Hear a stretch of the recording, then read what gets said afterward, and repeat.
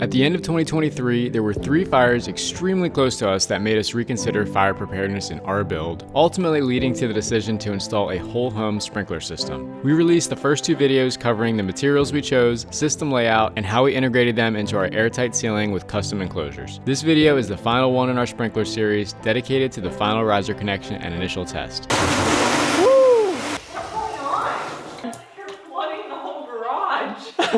But before we begin,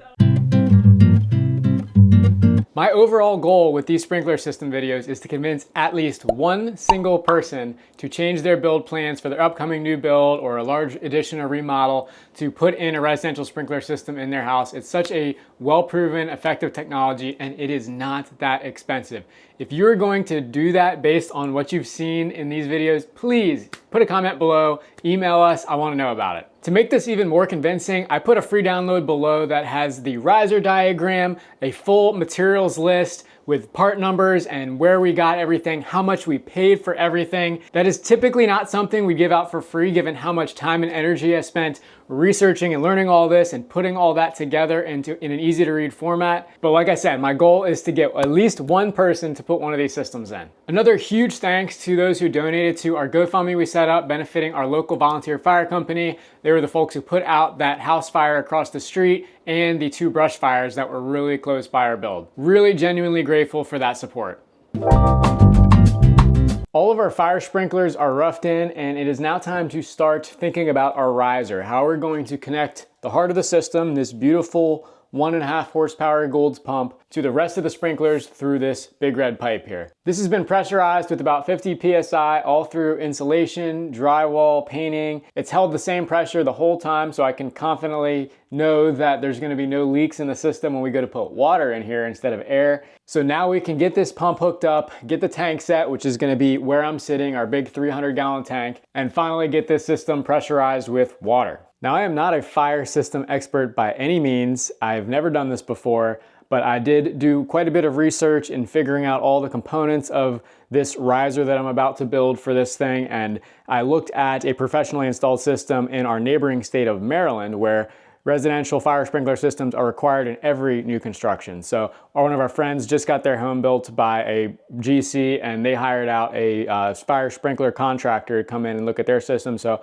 I went over, took some photos, and just sort of informed myself on how the pros do this. I'm making a couple slight modifications to their design, mostly just in the type of piping that I'm using for the system. And I'm also adding a couple extra service ports and drain valves, that sort of thing. But overall, it's a pretty simple setup. And I really hope that I can influence at least one person with this set of fire sprinkler videos to put their own fire system in, or even if they just are getting a house built and ask the builder to hire out a sprinkler system install. They're proven to be quite effective. In fact, Maryland did keep a lot of data on this. Since they made them mandatory in new construction, they have proven their worth. It's a very minor upfront cost when you think about the overall cost of a house. For us, it's gonna be less than 1% of the total build cost. Granted, that's me doing all the work myself. In a normal contracted build, it's probably gonna be 2 to 3%, but to have that peace of mind that there's a fire system on guard 24/7 is totally worth it. This thing is flipping heavy.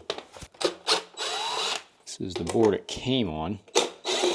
Now, I already mounted these little ledgers on the wall for where this needs to go, and I pre-cut the pieces as well. So if all goes well, this should be as easy as just assembling this little shelf and setting this thing on there. Oh, the tech manual. Oh, look, a drill bit. Missing that for a while. All right, what am I thinking here? Maybe I didn't make the angle pieces yet, but gonna do something like this. Set the shelf on there and then do some angled braces down low. Yeah, I think that'll work.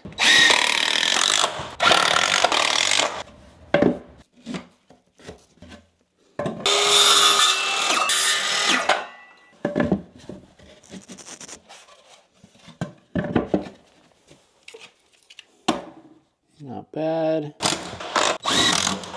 That's not going anywhere. All right, here's the real durability test. Not bad. Successfully built a step on the side of the wall. Okay.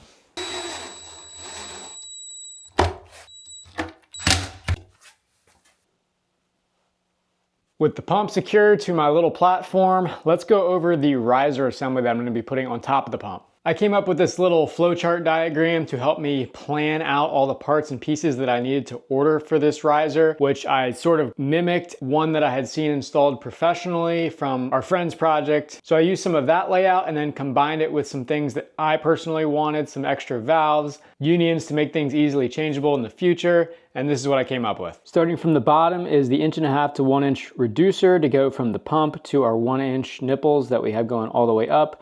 Then is a 1 inch union so that we can easily disconnect the pump from the riser in case we ever need to change it out in the future.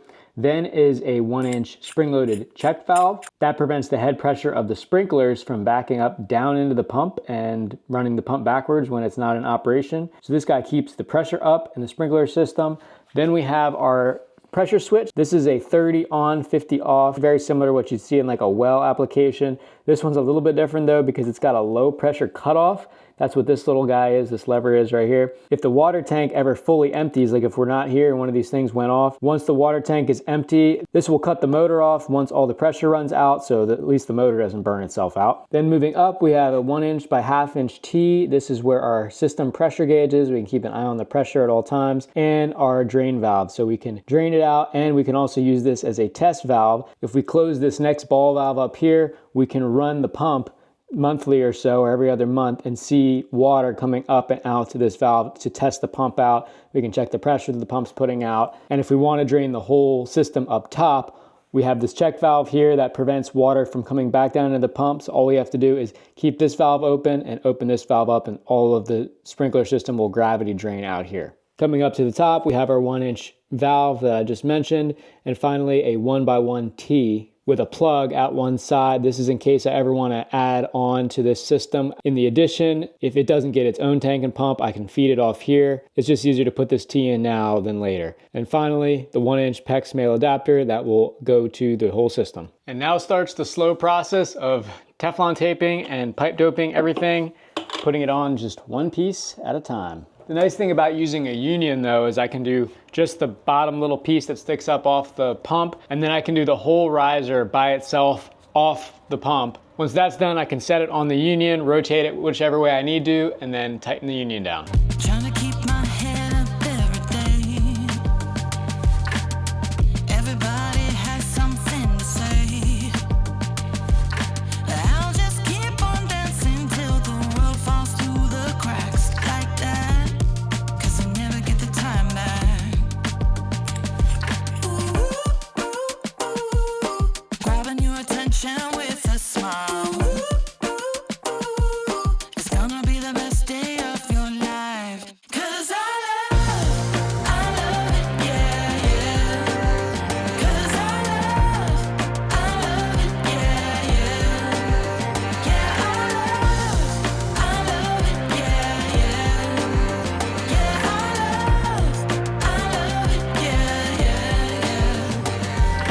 By the magic of time lapse, it is done. That was not too bad at all, just a lot of threading stuff on. And I was an idiot at the very beginning, forgot the collar on the union. It's the very first thing I put on.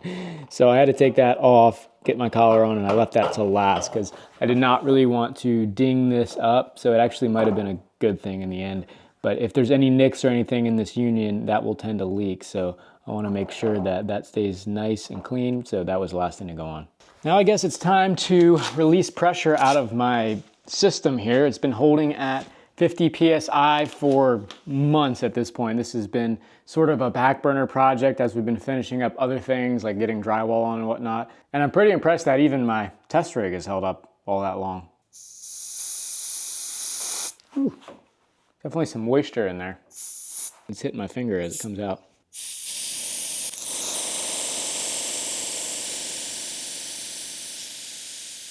This thing holds a lot of air.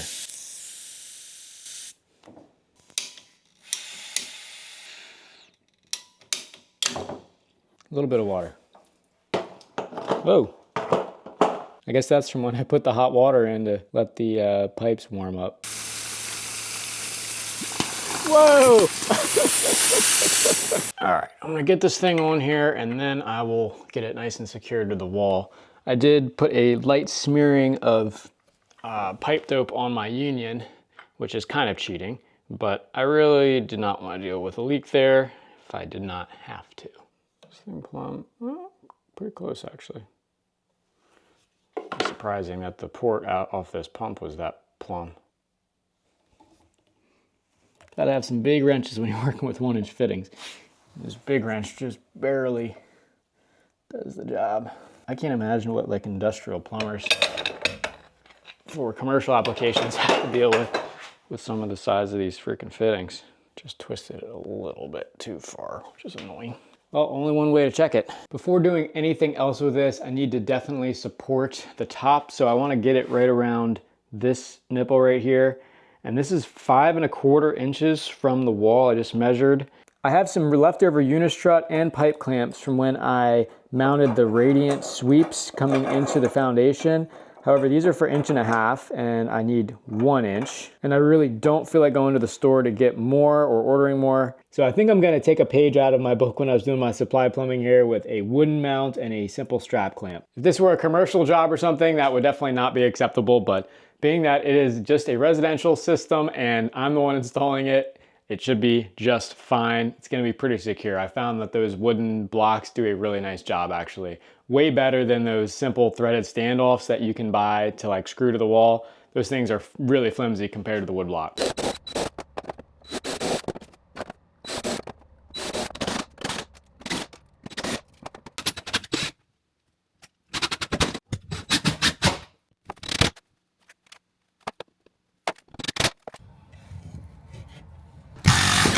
Oh no. Split that block wide the heck open. Pre-drill, Alex, pre-drill. All right, hell with the wood blocks. We're going all plywood.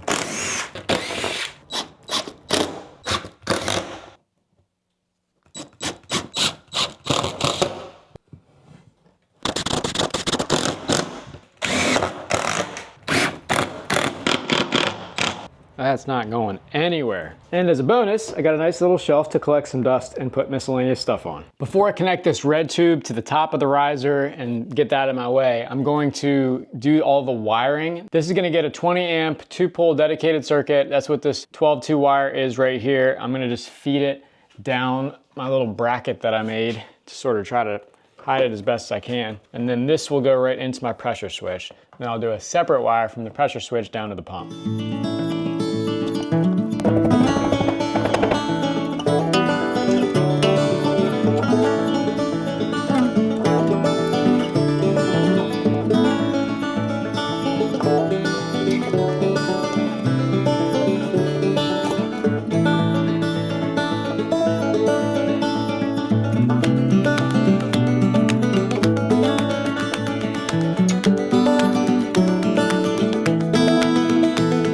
That was a pain to get that wired up. There's like no room in there, but got it done. I used 12-2 UF wire because I don't have any more yellow Romex. Literally completely out, and I just had this few foot long piece of UF from the septic system, so just use that instead. This was a little bit easier to wire. I feel like it turned out okay, decently neat. Now I can pop these covers back on and we can start with this red tube connection. Here's the nice thing about this pressure switch with the cutoff is you can manually turn it off if you want to. So I'll leave that off until we get our breaker on and we're ready to start this thing up.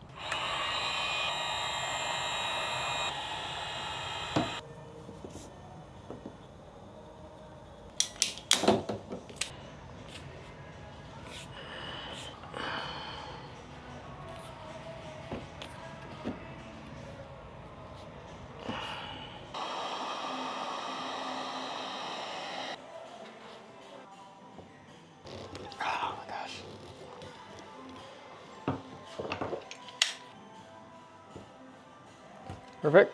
That wasn't too bad. The heat gun definitely helped get that nice and malleable so we could get it connected up easily. Now, before we put this gigantic tank here, exactly where I'm standing, I want to put my water fill line in. It's going to come from the Home Run manifold. I'm going to be using just some standard 1/2 inch blue PEX for that, and I'm going to run it right up and around here. So I want to get this run connected to the manifold and then sort of stubbed out kind of long here. And then I'll drill a corresponding hole in the top of the tank that this will just sort of go into, and I'll just be able to fill it manually by turning on the valve at the manifold. I hope this thing is long enough. This is one of the only blue scraps I had. All right, this tank is really tall, so I'm gonna put this up pretty much as high as I can. Definitely would have been easy to do this before all this other equipment was here, when I was doing my other plumbing, but at the time, I didn't know we were putting a sprinkler system in. So here we are. Now we're ready to mock this beast up. See where we gotta drill this hole.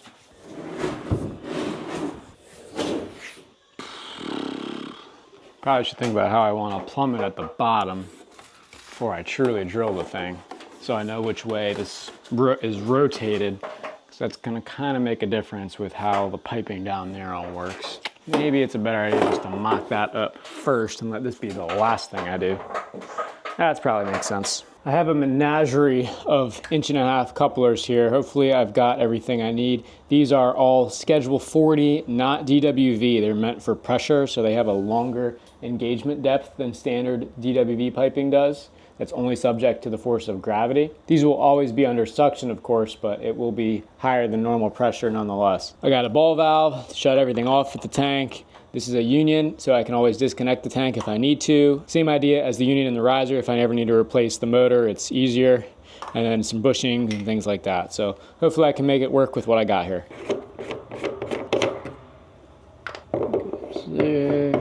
Just want to get a good dry assemble going. See how this is all going to stack up before I start actually putting glue and pipe dope and whatnot on everything. Thought ran through my head to use flexible pipe. I'm not sure how well that would work. This warning label on the tank right here does say don't put rigid piping on this because the tank is not meant to support it. This is going to be pretty minimal rigid piping if we do end up going this route, but yeah, just keep that in mind. All right, it did not take much thinking to realize that leaving this pipe square with this one is going to be the easiest way to plumb it, so I can just use 290s to get up there. Now that I know that's what my orientation is going to be, I'll mark the top of this tank and drill out with my step bit like a 5/8 diameter hole. I think I'm going to do it in this top surface. I was thinking about doing it in the lid, but it probably will be a pain if I ever do need to rotate that lid for any reason to open the tank.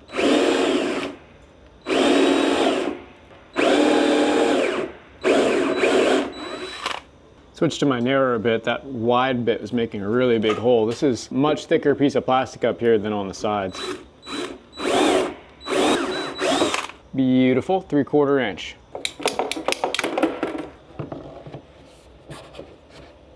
I think this calls for another plumbing montage.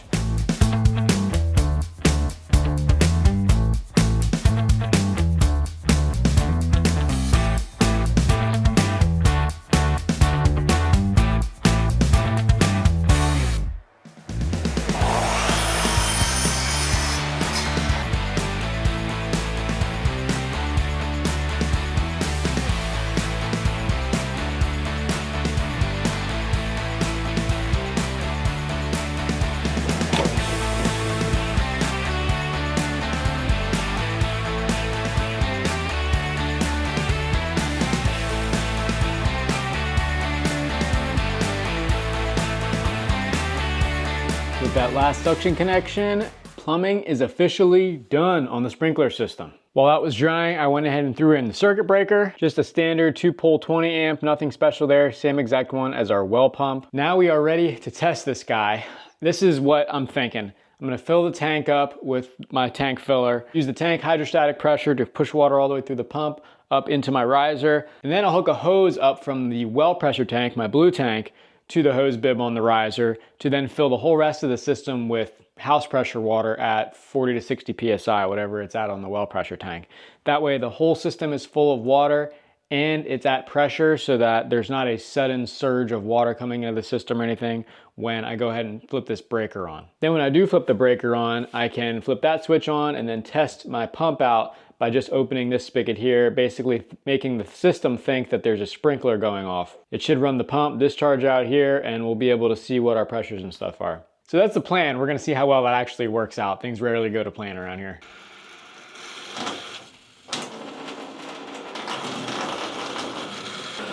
Woo-wee.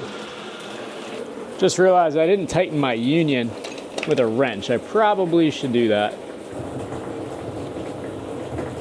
We'll see if that's tight enough. I feel like unions are the #1 place I'm expecting a leak. And now we wait. Looks like we're roughly around 25 gallons. I'm gonna especially be watching out for this right here. You know, I'm gonna shut my valve.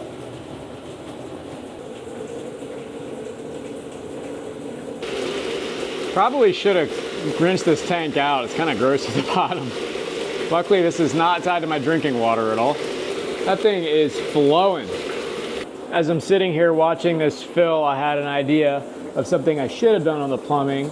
I should have made this elbow down here a T and then done a reducer bushing down to another just standard 1/2-inch hose bib connection. That way I could have drained the tank with just gravity just by hooking a hose up to it and letting that go. I did think about how I was gonna get water out of the tank, but I pretty much settled on if I ever need to do that, I'll either just siphon it out of this hose bib here with a pump. Might even be able to use that, but it's kind of a beast, so I'm not sure if that would burn it out trying to pump through a 1/2-inch hose. Or I could straight up put a hose down through the lid all the way down to the bottom and siphon it out that way. But having that little gravity feed there would have probably been easier. All right, we're coming up on 175. That's above the level of my hose bib, so I'm gonna go ahead and stop it there before we get too crazy.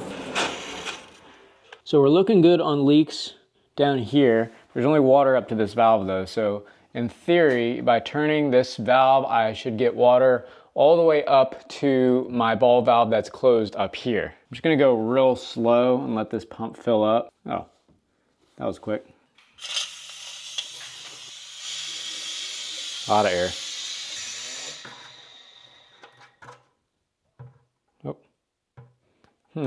Oh, first trickle.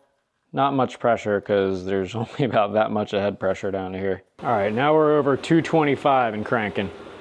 Now we got some flow. All right, I think we're primed. Time to break out the house pressure. So I got this hose hooked up to my well tank, and I'm using one of these double females on the other end of it to hook it to my hose bib. This should let us get water through the whole piping system to all the sprinklers in a pretty controlled manner rather than putting the big pump on. Now in theory, because of this check valve down here and this ball valve right here, this shouldn't do anything except add some pressure to this 1-foot section of riser. Boom. There's our pressure, we're right up to 50 PSI. And now when I open this, it should slowly let the water into the rest of the system. Woo! Holy smokes. All right, try to crack it a little bit more discreetly than that. This is gonna be quite a few gallons that have to get in here. I don't wanna overstress the system. We've finally calmed down. I think I can open it all the way up. I think we are ready to test the actual pump. Here goes nothing. I truly have no idea how loud or strong this pump actually is going to be, but judging by the fact how large this motor is, I'm gonna put my safety glasses on because I don't want anything exploding or something on me.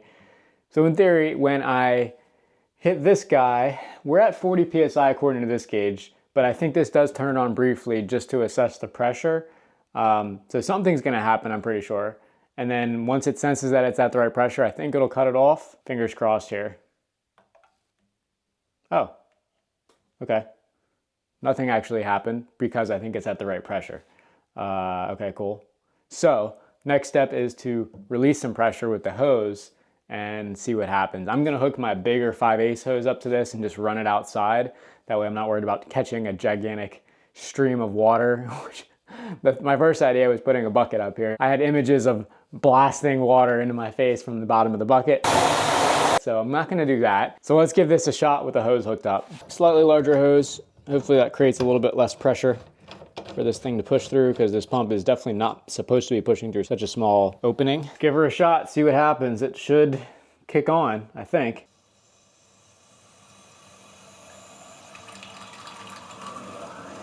Hey, look at that.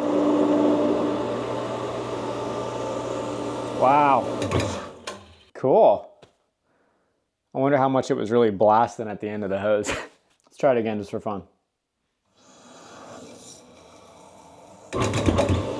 Whoa.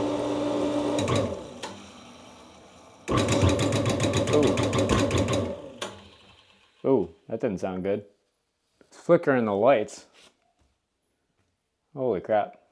This hose is so small, I think the restriction in the hose was giving it the full back pressure it needed to turn the pump off, I guess the 50 PSI. So maybe I should try it to just a bucket or something, because it is a pretty small orifice. I'm gonna try it in this dirty old garbage can. It'll be a good excuse for me to clean this thing out anyway. Ooh, that's not gonna be a very clean stream, will it? It's gonna be spraying all over the place. It's probably pretty representative of a sprinkler.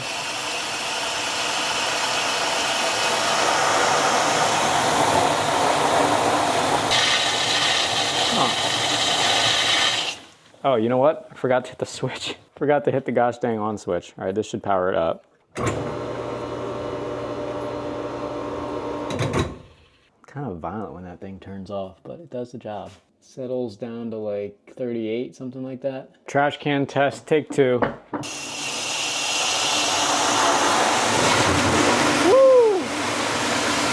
Holy crap. What's going on? I'm testing it. You're flooding the whole garage. Oh, I'm flooding a trash can. Oh my god, you're putting it in the trash can. Reaction from the crowd. It literally sounded like the whole garage was gonna fill with water.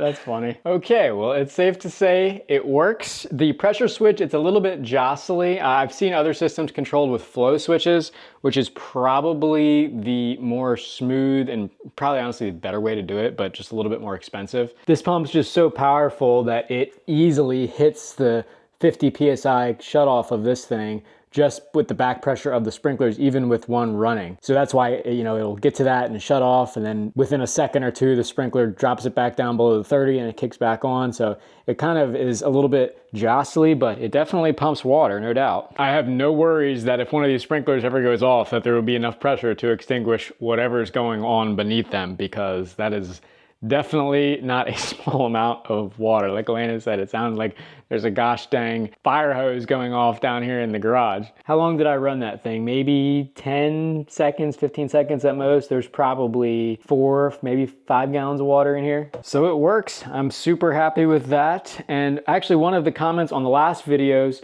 was about doing an auxiliary bladder pressure tank here, which I really like that idea. Chris is the name of the commenter who suggested that. I could definitely do that here on this tee and maybe mount something on the wall here, or honestly I could even pipe it back to like over there where there's a little bit more space. The bladder tank is just like my blue well pressure tank here. All it does is hold a constant amount of pressure on a given volume of water. In this case, I got a 33 gallon on my well pressure tank. You could have a larger one if you wanted to have a constant pressure supply for the fire system, regardless of if you have electricity supplied to it or not. That's probably the weak link of this system, is if we don't have power, the pump is not going to pump. And of course, many fires break out, you know, with lightning storms or whatever, when you don't have power to start with. So eventually I think we're gonna get a whole home backup generator with an automatic transfer switch to sort of remedy that problem. I'm gonna start with just a regular generator hooked up to an outdoor outlet that goes to its own breaker in the main panel that's on a manual lockout, where we can't have both the main power and the generator power on at the same time. It's a safety hazard if you're backfeeding into the lines. It's a much simpler and cheaper and easier option to get started with. I'm kind of going on a tangent now, but the weak link of this system is definitely electrical, and a bladder tank would help that. A backup generator would also help. The last thing yet to show on camera for these sprinkler installs is the concealed cover plate installs. These little pieces of white metal are what caps the sprinkler in the ceiling. It just looks like a blank white metal plate when it's all done. But the magic of these little guys is there's some special solder on the backside that at a very specific temperature, in this case I think it's 139 Fahrenheit, that solder will fall off and the sprinkler head will drop out of the ceiling. At 155 Fahrenheit, the glass bulb in the sprinkler will break, which is what activates the water flow. The sprinklers all come with these red protective construction caps, which keeps them free of paint and dust and everything. This tool, supplied by Viking, which is the same manufacturer as the sprinklers, is meant to put the plates on. These 3 clips on the outside clip on to the outside of the cover, and then on the back side of the tool, there's a place where you can put a piece of 1-inch pipe. I think they're assuming you use 1-inch orange CPVC, which is the most common pipe for residential sprinkler installs. That way you can install these caps from the ground with just this on a stick. After doing like 20 of these though, I found that I like it better without the tool, so I just press them on by hand really carefully. These little nubs engage with the threads on the inside of the sprinkler, and it's loose enough that you can just push it straight up and they'll just clip in there. But what I prefer is using the threads to just thread it on carefully. You sometimes need to press it for at least the first one. And I'm actually not gonna put this one on all the way because the ceiling still needs to get painted. This is just primer on here right now. But you get the idea. And one other thing to note is these little 1/16 of an inch spacers that keep this thing from sitting flush up against the ceiling. Make sure that air can always get up and around the cap and into the sprinkler head. Heaven forbid we ever have to actually use this system, but we definitely have a much greater peace of mind knowing that it is standing by and on guard even when we are not. My overall goal with these sprinkler system videos is to convince at least one single person to change their build plans for their upcoming new build or a large addition or remodel to put in a residential sprinkler system in their house. It's such a well-proven, effective technology, and it is not that expensive. If you're going to do that based on what you've seen in these videos, please put a comment below, email us, I want to know about it. To make this even more convincing, I put a free download below that has the riser diagram, a full materials list with part numbers and where we got everything, how much we paid for everything. That is typically not something we give out for free given how much time and energy I spent researching and learning all this and putting all that together in an easy to read format. But like I said, my goal is to get at least one person to put one of these systems in. That is a wrap on sprinklers. As always, thanks for watching and we'll see you on the next one.